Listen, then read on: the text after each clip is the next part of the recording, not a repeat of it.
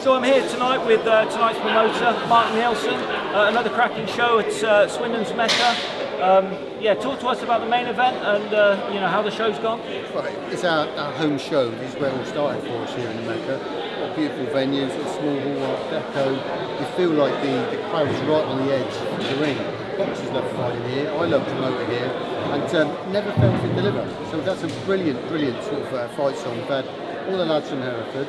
PJ Rowson's got like a stable of lads who are based over there. They've all come and done a job tonight. Shad Hadri from John Pittman's team out in Gloucester. I mean, he's been out for a little while with a damaged hand. He's come back with a vengeance tonight. And Dick Pollard doesn't get stopped. He did a number on him, didn't he? He's very good. Only stopped twice before, I believe, in almost 40 fights. So a great return for Shad. Absolutely, and I think he's a star in the making. He's got some real talent, got some real skill, and I think he can go all the way. Hopefully we'll get him back out in November, and got some big plans for him next year. That's good. And we had the continuing story of Cairns' Conor Gray, who was in with probably on paper one of the hardest opponent of the night, Christian Lopez Flores. Performed well.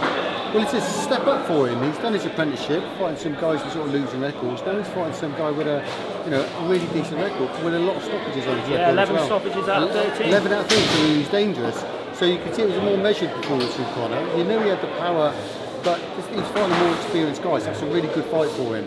He won it, he dominated. The first took him a round or two to get going, but when he got into it, he just looked very relaxed. He's fighting a guy with a lot of experience. He's won a lot of fights, stopped a lot of opponents. So, he did a really calm, measured, mature performance from him. Back out again in November as well for Conor. Yeah, as you said, that Conor, really, first 3 rounds wasn't too much in the rounds, but it's reassuring to see a prospect on the way up be able to put the foot on the gas when they need it and make sure over the down the stretch of the fight. Well, sometimes boxers of his level sometimes fall at these hurdles because they can beat the journeyman. They look good in the 4 rounders, but when they start stepping up and the opposition starts improving, that's when they start to get found out. Liam Layton's looking after him really well, training him really well, developing him. He's obviously a Ronnie Davis managed fighter, and they've got some big plans for him, but it looks good for him. The future looks really good. Lovely job. Moving on to a real potential star, potentially someone who could go a long way up through the levels, Tosin Kajawa.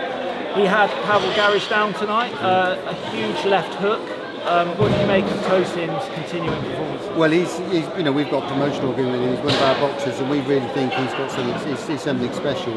He had a really good amateur background in Nigeria. Not the same sort of calibre of opposition as you could see if it was in the UK. So, but in his record, he's got some stoppages. He's got some power. You can see he's got it. He's got some learning to do. You can see he's got that sort of raw sort of talent there. I think he injured his hand, caught the other guy on bottom of the elbow, I think. I could see as the fight was going on, he was using his right hand far less. I think he was having some success with that earlier on, and then he sort of fought most of the back half of the fight with just his left hand, and he still sort of dominated. And I think the other guy was just hanging on. So he's got some real power. And the fights we've had, this is the 3rd fight, and we've worked with him since. And he's been entertaining every fight. The crowd really enjoy it. He's a real character. You can see there's glimpses of it. And the more confidence he gets, the more he starts stepping up. I think the more you're going to see that. We're going to have him out perhaps for an African title on the next show here in November. And then we're going to start looking towards Commonwealth. And how impressed were you with the different attributes he showed? Because he didn't. Obviously, he's got power. He's stopped 5, but he was also, using the range, using his speed, then countering. He was able to. I think he did a Josh Kelly and hit Pavel Garish with about 6 left hooks on spin. Yeah. Then he called him in. So, you're talking about a multi-dimensional fighter. Yeah, and you don't see that very often. Those half a dozen hooks on the spin, like you said, you don't see that, do you? But, he's training with Mehdi Biladi now, who's got some real good pedigree, to work with the Selby's and the Haskins and Sanders back in the day. And he's looking after him now, and you're starting to see the maturity start to show. Being very erratic and just raw power, and now he's calming down a bit, being a bit mature, being a bit patient.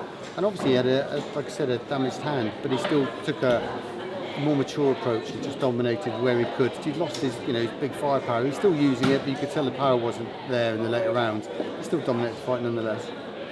And shall we get to the top of the bill? So a scintillating return for Chippenham's Johnny Ward. Only 1 minute 38 seconds, I believe, on his return to the ring. He stopped Konstantin Alexandrov. Two body shots.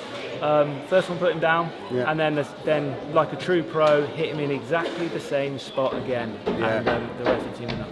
Well, this guy was a tough guy. He'd been Nathan Heaney 5 rounds to stop him. Johnny Ward does it, and that, you know, he's got it, hasn't he?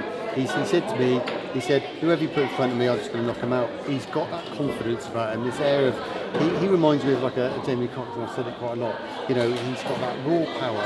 He's a beast in the ring. He's a beast in sparring. He's getting this reputation that, you know, we must have had a dozen fighters turn him down with winning records. They're like Johnny Ward, you know, and the manager might have, sort of the trainer might have said yes, the manager's come back and said no. He's avoided. He's called out William Webber, who's won the Southern area tonight. I know William Webber won't take that. He's going to call him out anyway. You know, but they'll think not a chance that they're going to fight someone like Johnny Ward. But we'll find titles for him. We're going to keep him winning. We're going to keep him busy, and he's going to have titles for sure. He's a TV boxer for sure. And shall we have a look forward? Because you have one of the most ambitious schedules of any promoter.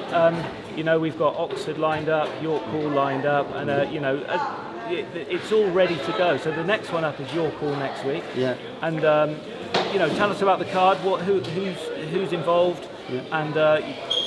Yeah. Tell us about it. Yeah, well, we get some cracking cards. There's a real full card back at York Hall, 1st of October.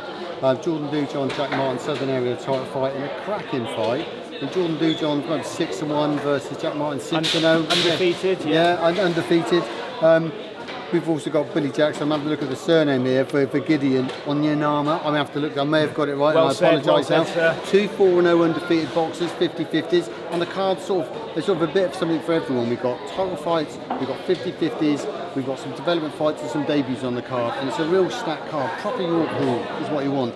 Then we're back out a couple of weeks later in Oxford. 15th of October for the first time in 60 years a professional show in Oxford.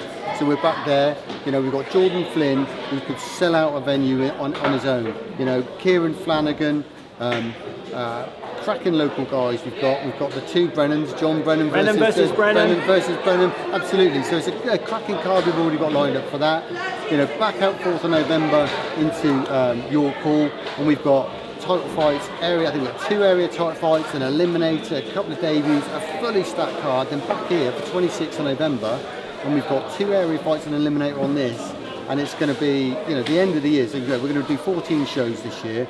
We're one of the busiest promoters in the country, and you know, we've got a great team behind us. We're working with some great boxers. We're signing some new talent all the time. I think we're shaking things up in the promotional scene. Can't wait to be there. Thanks very much. Brilliant show. Always good talking to you.